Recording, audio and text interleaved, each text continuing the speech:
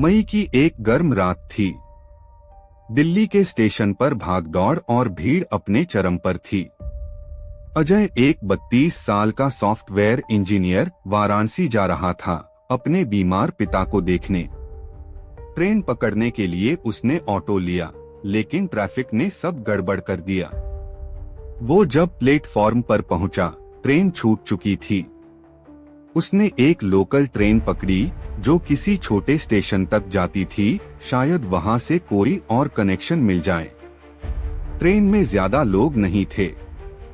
नींद और थकान ने उसे जल्दी सुला दिया। जब आंख खुली तब तक ट्रेन किसी वीराने में रुक चुकी थी। अजय जल्दी जल्दी बाहर निकला, लेकिन स्टेशन का नाम पढ़ते ही एक अजीब सा सन्नाटा उसके मन में उतर गया। शांतिपुर घाट, चारों तरफ घना अंधेरा। स्टेशन के खंभों पर लगी बत्तियां टिमटिमा रही थीं। कोई यात्री नहीं, कोई वेंडर नहीं, बस एक टूटा फूटा वेटिंग रूम और सड़ती सी गंध। अजय को कोई संदेह नहीं था, बस उसे अगली ट्रेन का इंतजार करना था। लेकिन इंतजार के दौरान कुछ चीजें अजीब लगने लगी। एक हल्की सी आहट, जैसे कोई ट्रैक पर चल रहा हो। वो मुड़कर देखता, कोई नहीं। फिर कहीं दूर से एक औरत के रोने की आवाज, धीमी, टूटती हुई, दर्द से भरी। वो प्लेटफॉर्म के किनारे जाता है, टॉर्च जलाता है, पर वहां सिर्फ जंग लगी पटरियां और झाड़ियों की सरसराहट। तभी एक बूढ़ा आदमी उसके पीछे आता है। बेटा, यहाँ मत रुक, आज 13 मई है, मत रुक। अजय हैरान होता है। आप कौन हैं?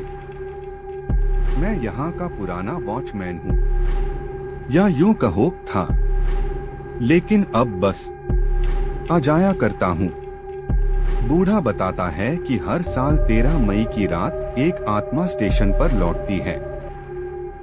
एक औरत जिसने 20 साल पहले इसी स्टेशन पर आत्महत्या की थी। अजय उसे अंधविश्वासी समझकर हंस देता है, लेकिन अगले कुछ घंटे अजय की हंसी छीन लेते हैं। रात के 2 बजते हैं। ट्रैक के दूसरी ओर एक साड़ी पहने महिला दिखती है, जो बिना जमीन पर पैर रखे हवा में तैरती है और सीधा उसकी ओर देखती है। अजय की सांसें थम जाती हैं। वो टॉर्च उस पर डालता है और वो गायब। वो भागता है, लेकिन स्टेशन का हर रास्ता उसे एक ही जगह लाकर छोड़ता है। वही प्लेटफॉर्म, वही घड़ी, वही बल्ब। Time loop. अब अजय को एहसास होता है वो फंस चुका है। स्टेशन के पुराने ऑफिस में उसे एक फाइल मिलती है। नाम राधा शर्मा, पति शिवनाथ शर्मा, स्टेशन मास्टर। मृत्यु आत्महत्या, ट्रेन के आगे कूदकर।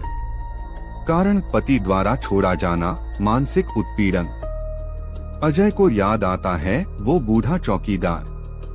उसकी शक्ल उस फाइल में छपी तस्वीर से मिलती थी। वो चौकीदार असल में वही स्टेशन मास्टर था, अब एक भटकती आत्मा। तभी राधा सामने आती है। उसका चेहरा झुलसा हुआ, बाल बिखरे हुए, आंखों से खून टपक रहा है। मेरे पति ने मुझे मारा नहीं, लेकिन मारने से भी बुरा किया। मुझे भुला दिया, मुझे जीते जी मार दिया। हर साल मैं लौटती हूँ ताकि कोई मेरा सच जाने, कोई मेरा हिसाब पूरा करे। वो अजय से कहती है, सच को बाहर ला दो, तभी मैं मुक्त हो पाऊंगी। सुबह होने लगती है। पहली धूप की किरण पड़ते ही आत्मा गायब हो जाती है। अजय किसी तरह स्टेशन से निकलता है। अगली ट्रेन उसे उठा लेती है। लेकिन जब वो दिल्ली लौटता है, वो अपनी नौकरी छोड़ देता है। वो राधा की कहानी एक ब्लॉग में लिखता है, फिर एक वीडियो बनाता है। शांतिपुर घाट की आत्मा, सच्चाई जो कोई नहीं जानता। ये वीडियो वायरल हो जाता है। सरकार उस स्टेशन को हॉन्टेड प्रोटेक्टेड साइट घोषित कर देती है। लेकिन कहानी यहीं खत्म नहीं होती। 1 साल बाद फिर 13 मई की रात एक नया यात्री उसी स्टेशन पर उतरता है और वही बूढ़ा चौकीदार फिर दिखता है। बेटा मत रुक, आज 13 मई है। और दूर एक परछाई खड़ी है जो अब अजय की तरह लगती है। क्या अजय कभी वापस आया भी था, या अब वो भी उसी स्टेशन का हिस्सा बन चुका है? कुछ स्टेशन मंजिल नहीं होते, वो रूहों की कैद बन जाते हैं।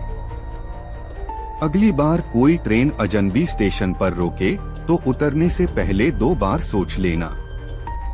तो ये था आज का डरावना सफर। लेकिन डर यही खत्म नहीं होता। मिलते हैं फिर एक नए डरावने सफर के साथ।